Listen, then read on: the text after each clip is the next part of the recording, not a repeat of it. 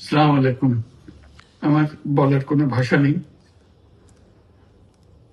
কিভাবে শুরু করব সেটা বুঝতে পারছি না।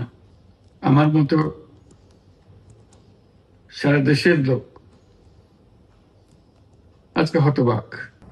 এরকম একটা কাণ্ড হতে পারে আমরা কেউ কল্পনা করিনি, কারো ধারণার মধ্যে ছিল না। কিন্তু এই অবিশ্বাস্য জিনিস আমাদেরকে হঠাৎ করে গ্রহণ করতে হয়েছে। মাইলস্টোন স্কুল অ্যান্ড কলেজের যে দুর্ঘটনা, প্রশিক্ষণ বিমান বিধ্বস্ত হয়ে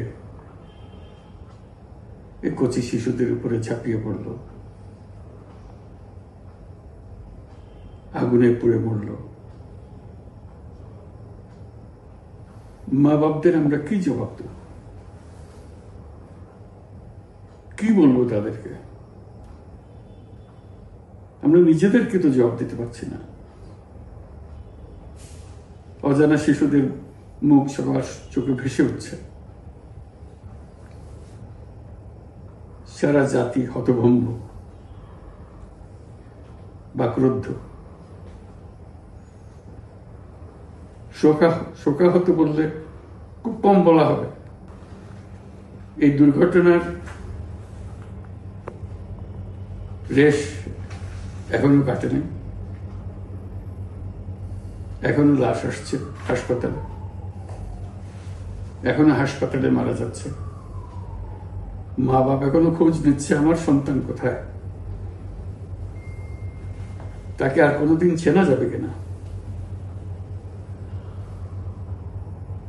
যাদের লাশ দেখছি তার মধ্যে আমার সন্তান আছে কিনা পৃথক করার তো কোনো উপায় নেই। এরা আমাদের সবারই সন্তান, হঠাৎ করে চিরদিনের জন্য চলে গেল। আমরা অবশ্যই তদন্ত করব, তদন্ততে তারা ফিরে আসবে না। আমরা চিকিৎসার ব্যবস্থা করছি, সবাই ঝাঁপিয়ে পড়েছে। সকল হাসপাতাল, সকল মানুষ ছুটে আসছে। আমরা সবার কাছে অনুরোধ করছি, হাসপাতালে ভিড় করবেন না, কারণ যারা আহত তাদের জন্য এটা ভালো না। তারা তাদের শরীরে রোগ প্রতিরোধের শক্তি নেই। আমরা ভিড়ে থাকলে আমাদের শরীর থেকে কি রোগ তাদের মধ্যে ছড়িয়ে পড়বে তা বলা মুশকিল। কাজে দূরে থেকে দোয়া করেন সবাই। আমরা বাবা মা আত্মীয় স্বজন সবার কাছে আমাদের সহানুভূতি জানাচ্ছি। বাংলাদেশের যত সন্তান আছে সবাই আপনাদের সন্তান। আমরা নিজেদের মনকে সান্ত্বনা দেওয়ার চেষ্টা করুন। আমরা সবাই নিজেদের মনে সান্ত্বনা দিচ্ছি, কিন্তু আপনাদের সান্ত্বনা বিরাট ব্যাপার।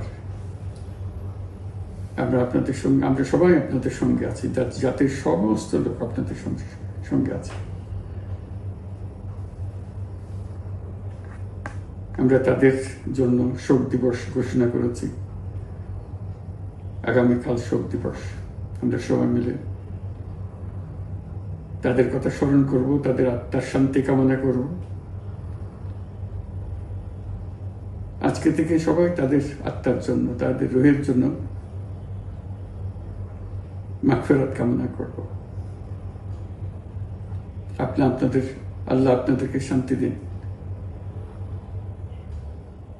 আমাদের জাতির সবাইকে, যারা এই দুর্ঘটনায় বিধ্বস্ত,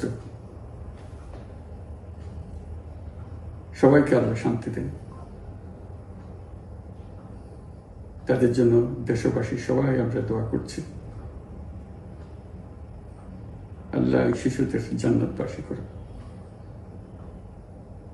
খুদা হাফেজ।